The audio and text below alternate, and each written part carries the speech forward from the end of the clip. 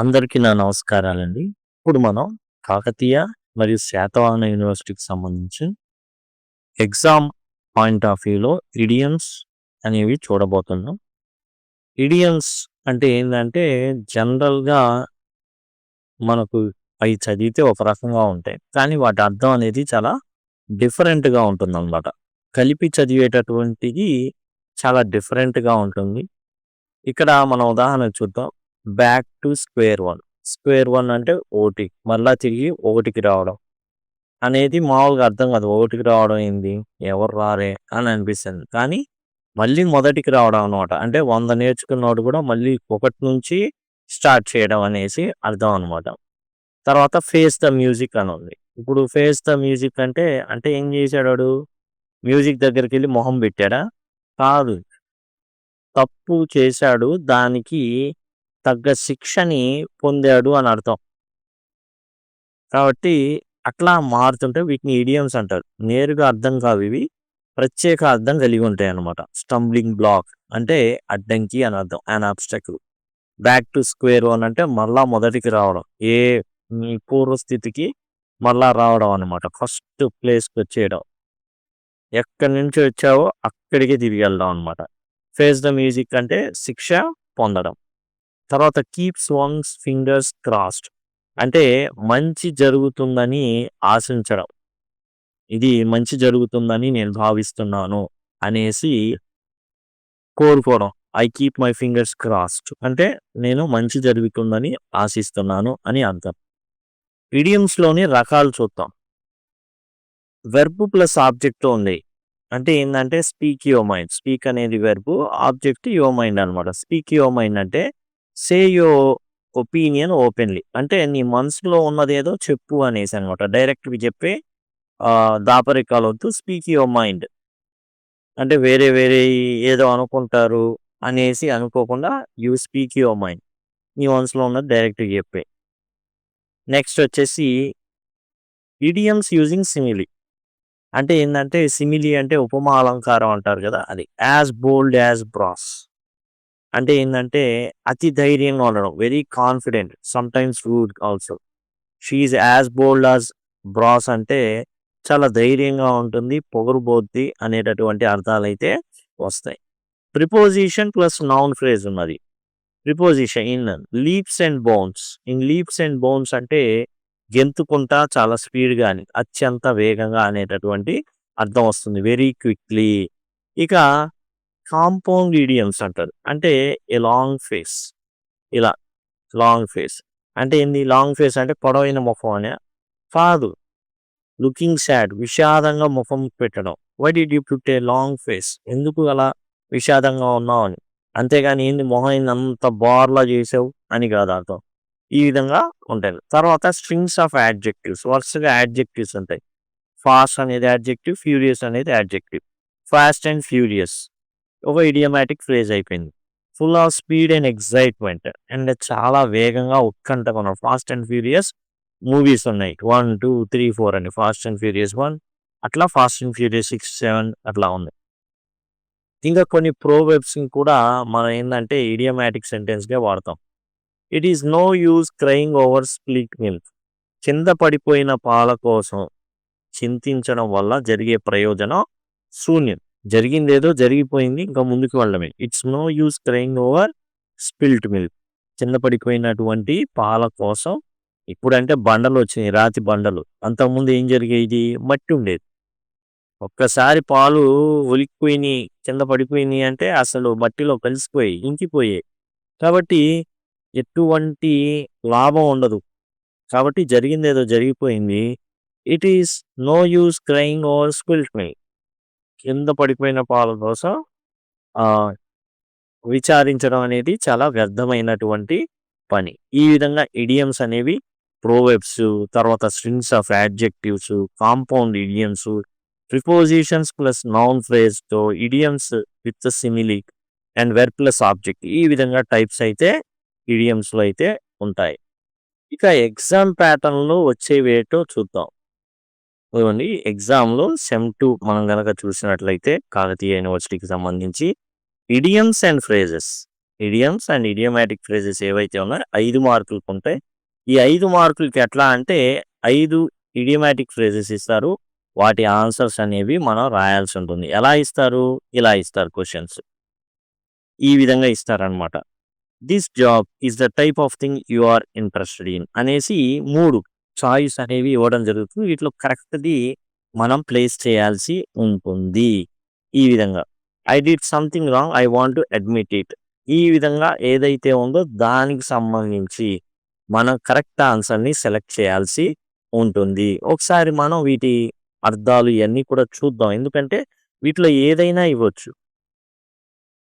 Right up your street అంటే exactly the kind of thing you like. నీకు నచ్చిందన్నమాట. చాలా సరిపడేటటువంటి పని, బాగా నచ్చే విషయాన్ని రైట్ అప్ యువర్ స్ట్రీట్ అంటారు. ఔట్ ఆఫ్ దిస్ వరల్డ్ అంటే ఈ ప్రపంచం నుంచి కంప్లీట్‌గా ఔట్ ఆఫ్ అనేసి అర్థం అన్నమాట. టు యువర్ హార్ట్స్ కంటెంట్ అంటే మనసారా పూర్తిగా తృప్తి చెందేలా ఉండేదాన్ని. As much as you and fully satisfied. To your hearts content అంటే అసలు ఫుల్‌గా ఈట్ యువర్ హార్ట్స్ కంటెంట్. పూర్తిగా నీ మనసారా తిను. తృప్తిగా తిను అని. ఔట్ ఆఫ్ దిస్ వరల్డ్ అంటే ఈ ప్రపంచానికి చెందింది కాదని. Make the best of a bad job అంటే ఏందంటే చెడ్డ పరిస్థితిలో ఉన్నా గానీ దాన్ని మంచిగా మలుచుకోవడం. To try to get good results from a bad situation అంటే ఏందంటే ఒక చెడు కూడా మన మంచికే అని అంటూ ఉంటారు కదా! అదనమాట. Make the best of a bad job చెడ్డదైనప్పటికి కూడా నువ్వు సరి చేసుకోవచ్చు. మేక్ ఇట్ అప్ అంటే లోటుపాట్లు పూర్తిగా సవరించుకోవడం. మనస్పర్ధల్ని మర్చిపోవడం. స్నేహంగా మారడం అనమాట. బికమ్ ఫ్రెండ్లీ అగైన్ ఆఫ్టర్ ఏ క్వారల్. మేకప్ అంటే మొహానికి వేసుకునేటటువంటి మేకప్పే కాదు.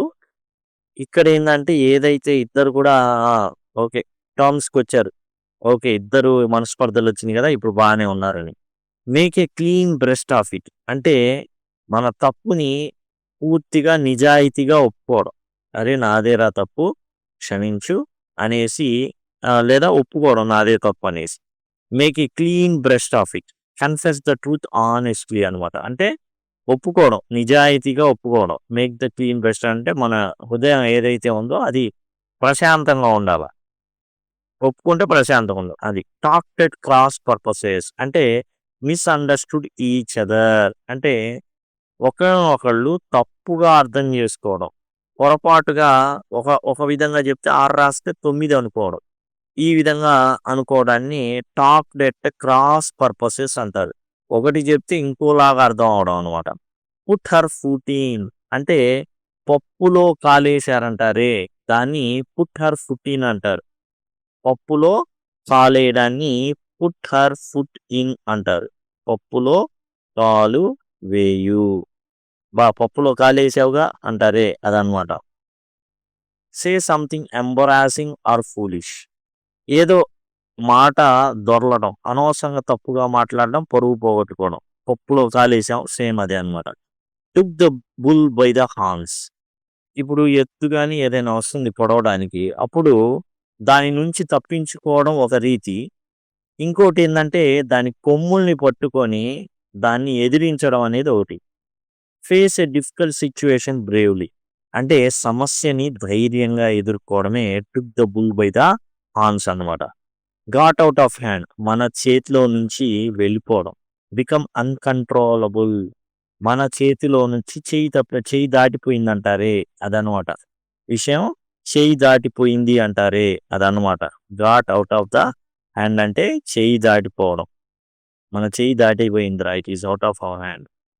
Got off to a flying start అంటే అద్భుతంగా ప్రారంభం అవడం. బిగాన్ వెరీ సక్సెస్‌ఫుల్లీ అసలు got off to a flying start అంటే అది స్టార్ట్ అవ్వడమే ఒక్కసారిగా సూపర్‌గా ఎగరడం అనమాట. ఇది బిజినెస్ కావచ్చు, ఏదైనా కావచ్చు.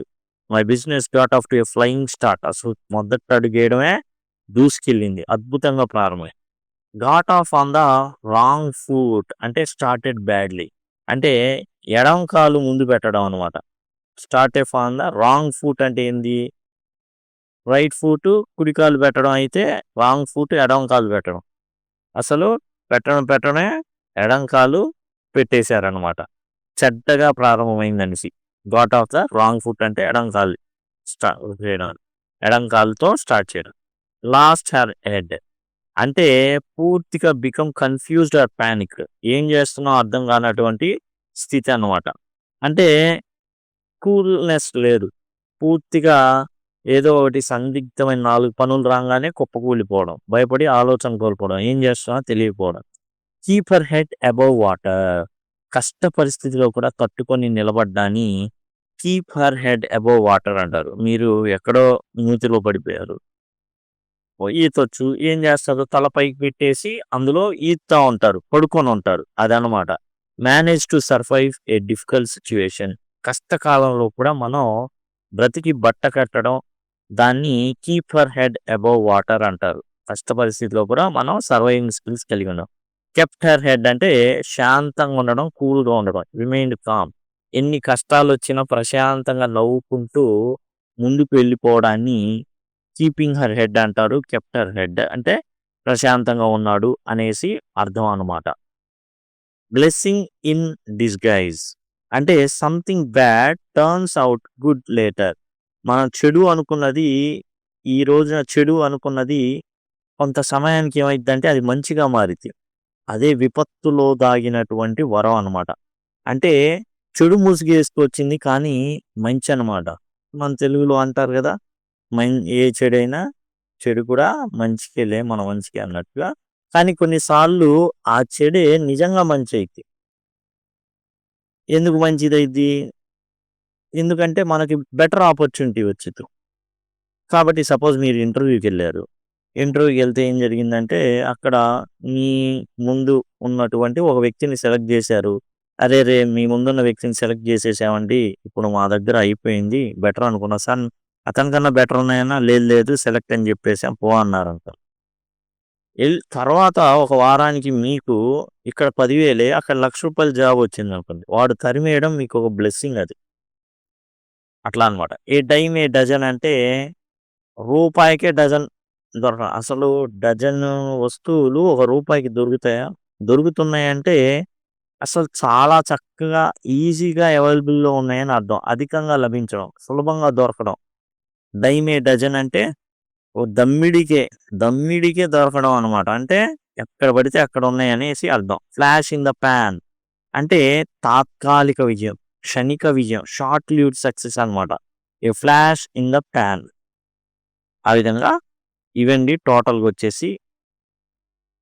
ఇంకో ఇడియం కూడా ఉంది. కమ్ టు మైండ్ అంటే జ్ఞాపకానికి రావడం. కమ్ టు మైండ్ అంటే జ్ఞాపకానికి రావడం అనమాట.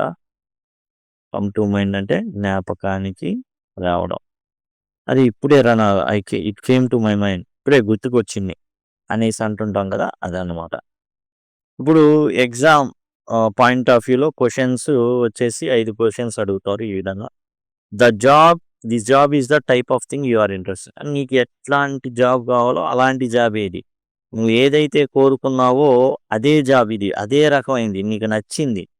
రైట్ అప్ యువర్ స్ట్రీట్ అంటే నువ్వు ఏదైతే కోరుకున్నావో నచ్చిందో అలాంటి జాబే అని చెప్పడం రైట్ అప్ స్ట్రీట్. అరే నీ రకమైందిరా ఈ జాబు అనేసి. అవుట్ ఆఫ్ దిస్ వరల్డ్ అంటే ఈ ప్రపంచానికి సంబంధించింది కాదు అని. అది కాదు. టు యువర్ హార్ట్స్ కంటెంట్ మనసారా తృప్తినిచ్చేది అని కాదు. ఇక్కడ ఏంటంటే రైట్ అప్ యువర్ స్ట్రీట్ నీకు అసలు ఎగ్జాక్ట్‌గా నువ్వు ఏదైతే కోరుకున్నావో యాజ్ ఇట్ ఈజ్ అదే రకమైనటువంటి జాబు. నీకు నప్పేటటువంటి జాబు అని. I did something wrong I want to admit it. నేను తప్పు చేశాను నేను ఒప్పుకుంటా అని. Make the best of a bad job అంటే ఉన్నటువంటి చెడ్డ పనిలో నుండి కూడా మంచి దాన్ని తీయడం. ఇది కాదు ఇక్కడ. మేక్ ఇట్ అప్ అంటే ఏదైతే తప్పు సారీ ఎవరితో అయినా గొడవ పడ్డారనుకోండి. మేక్ ఇట్ అప్ అంటే సారీ లేరా ఏదో అనుకోకుండా చేశాను అని మేక్ ఇట్ అప్ చేయడం. ఇది కూడా కాదు. Make a clean breast of it అంటే అరే నా మనసులో ఉన్న బాధనంతా చెప్తానురా నేను తప్పు చేశాను అని ఒప్పుకోవడం అనమాట. నా మనసులో ఏమీ లేదు. ఇంకేందంటే ప్రశాంతంగా నిద్రపోవచ్చు అని అనమాట. Make a clean breast of it అని అనమాట. అక్కడ మనం రాయాల్సి ఉంటుంది. I did something wrong and ఏంటంటే I want to make a clean brushed outfit అని రాయాల్సి ఉంటుంది దీని బదులు. Sophia said something embarrassing at the meeting. Sophia ఏదో చెప్పాలనుకుంది. ఇంకేదో చెప్పేసింది. మొత్తానికి గందరగోళం అయింది. అప్పుడు సంథింగ్ ఎంబరాసింగ్ అనేది ఏంటి? టాక్డ్ ఎట్ క్రాస్ పర్పసెస్ అంటే ఏంది? చెప్పింది కానీ అపార్థం చేసుకున్నారు. కానీ ఇక్కడ అపార్థం చేసుకోలా. ఏం జరిగింది? చెప్పడం తప్పు చెప్పింది. ఒప్పు చెప్పి తప్పు అనుకుంటే అది టాక్డ్ ఎట్ క్రాస్ పర్పసెస్. అరే నేను చెప్పింది తప్పుగా అర్థం చేసుకున్నారు అనేసి. పుట్ హర్ ఫుట్ ఇన్ పప్పులో కాలేసింది. ఇది కరెక్ట్. ఏం చేసింది? Something embarrassing. పప్పులో కాలేసింది. ఒకటి చెప్పబోయి ఇంకోటి చెప్పేసింది. అంతా గలాట అయింది. టుక్ ద బుల్ బై హార్న్స్ అంటే ఏంటి అర్థం? టుక్ ద బుల్ బై అంటే ధైర్యంగా ఎదుర్కోవడం. ఇక్కడ అదిగా ధైర్యం గురించి కాదు. తప్పుగా పొరపాటున మాట్లాడింది. పప్పులో కాలేసేసింది. పుట్ హర్ ఫుట్ ఇన్ అనేది కరెక్ట్ అన్నమాట. నెక్స్ట్ ఇక్కడ మనం చూసుకుంటే రైట్ అప్ యువర్ స్ట్రీట్ అనేది కరెక్ట్. ఇక్కడ make a clean brush of it correct. ఇక్కడ పుట్ హర్ ఫుట్ ఇన్ అనేది correct. The problem got out of the control అంటే చెయ్యి దాటిపోయింది. సమస్య అనేది మన చెయ్యి దాటిపోయింది. గాట్ అవుట్ ఆఫ్ కంట్రోల్ అంటే got out of hand. Got off to a flying start అంటే సూపర్గా ఎదగడం. స్టార్టింగ్ వేసిన అడుగే పైకి వెళ్ళిపోవడం. Got of on the wrong foot అంటే ఎడమ కాలు పెట్టడం.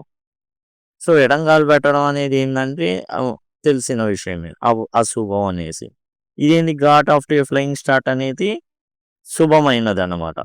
Next Smita stayed calm when she found her boat sinking. Sita ఏం చేస్తుంది? బోట్లోకి వెళ్తుంది.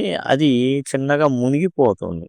అయినా ప్రశాంతంగా ఉంది. లాస్ట్ హర్ హెడ్ అంటే ఇక గందరగోళం చేయడం, భయంకరంగా కేకలు వేయడం, ఎగరడం, గంతులు వేయడం, ఇంకొంచెం మునిగిద్ది అనమాట అది.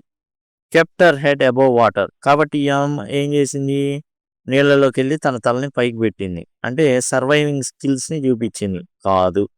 కెప్ట్ హర్ హెడ్ ప్రశాంతంగా ఉంది. కామ్ అంటే కెప్ట్ హర్ హెడ్ ప్రశాంతంగా ఉండటం. ఇక్కడ గాట్ అవుట్ ఆఫ్ కంట్రోల్ అంటే గాట్ అవుట్ ఆఫ్ హ్యాండ్ అని అర్థం అనమాట. చేయి దాటిపోవడం. ఇక్కడ స్టేడ్ కామ్ అంటే కెప్ట్ హర్ హెడ్ అని అర్థం. Mangoes are available in plenty in summer. మామిడికాయలు అసలు భలే దొరుకుతాయి. ఏ బ్లెస్సింగ్ ఇన్ డిస్గైజ్ అంటే ఒక వరం. శాపంలో ఉండేటటువంటి వరం కాదు. ఏ డైమ్ ఏ డజన్ అది దమ్మిడికి 12 దొరుకుతున్నాయని అర్థం. అన్ని దొరుకుతున్నాయి. రూపాయిగా 12 దొరుకుతున్నాయంటే 100 రూపాయలు 12 దొరికిన బంగారం ఇప్పుడు. ఏ ఫ్లాష్ ఇన్ ద ప్యాన్ అంటే తాత్కాలిక విజయం. ఇవన్నీ కూడా నేర్చుకోవాలి. వీటిలో నుండి మనల్ని ఈ విధంగా ప్రశ్నలు అడుగుతారు. 5 ప్రశ్నలు అడుగుతారు. 5 ప్రశ్నలకి 5 మార్కులు అనేవి ఉంటాయి అన్నమాట. ఇదే విధంగా మీకు టోటల్ ఏవైతే ఉన్నాయో గ్రామర్ టాపిక్స్ అన్నీ కూడా కవర్ చేయబడినాయండి. మీకు గ్రామర్ టాపిక్స్ అన్నీ కూడా ఉన్నాయి. అండ్ కాకతీయ యూనివర్సిటీ కానివ్వండి, అండ్ శాతవాహన యూనివర్సిటీ కానివ్వండి, అన్నీ 2 యూనివర్సిటీలు కూడా సేమ్ సిలబసే. అన్నీ కూడా గ్రామర్ కంప్లీట్ చేయబడింది. నోట్స్ అనేవి కంప్లీట్ చేయబడినాయి. యానిటేషన్స్ కంప్లీట్ చేయబడినాయి. అన్నీ కూడా ఇక్కడ మీకు వరుసగా ఈ ప్లేలిస్ట్లో మీకు పొందుపరచడం అయితే జరిగింది. సులభంగా మీరు యాక్సెస్ చేయొచ్చండి. అండ్ ఐ కార్డ్స్ అనేవి ఇక్కడ నుంచి వస్తూ ఉంటాయి. ఇప్పుడు ఎండ్ స్క్రీన్స్ కూడా వస్తాయండి. ఈ విధంగా ఎండ్ స్క్రీన్స్ వస్తాయి. వాటిని క్లిక్ చేయడం ద్వారా టోటల్ సిలబస్ యాక్సెస్ చేయొచ్చు. లేదా ఈ వీడియో కింద కామెంట్ సెక్షన్లో లింక్ అని కనుక అడిగినట్లయితే ఖచ్చితంగా మీకు ఈ టోటల్ ప్లేలిస్ట్ లింక్స్ అనేవి ప్రొవైడ్ చేయడం జరుగుతుంది. Thank you. Thanks a lot.